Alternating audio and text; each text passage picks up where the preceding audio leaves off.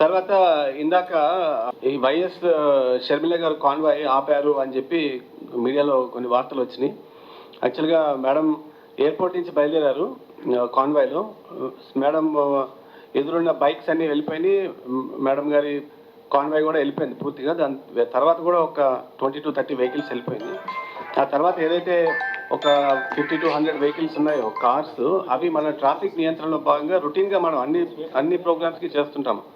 యూజువల్గా అన్ని వెహికల్స్ కూడా ఒక ప్రొసెషన్ కింద ఎప్పుడు కూడా మనము విజయవాడ నగరంలోకి మనం ఎలో చేయము because of traffic congestion and traffic jams అవుతాయన్న ఉద్దేశంతో ఎప్పుడు కూడా మనం వెహికల్స్ని ఆపి ఏదైనా పెద్ద కాన్వేలాగా వస్తుంటే వందల సంఖ్యలో వెహికల్స్ వస్తుంటే మనము కొద్దిగా స్లో డౌన్ చేసుకుని మనం ముందు పంపిస్తుంటాం. సో అదే పద్ధతిలో భాగంగా, ఆ రొటీన్ పద్ధతిలో భాగంగానే బ్యాక్ ఉన్న వెహికల్స్ని కొన్నింటిని ఆపి స్లో డౌన్ చేయడం జరిగింది. కానీ దానికి వేరే ఎటువంటి ఉద్దేశాలు కానీ లేకపోతే ఆలోచనలు కానీ లేవు. దయచేసి అందరూ కూడా ఇది గమనించవలసిందిగా ప్రార్థన.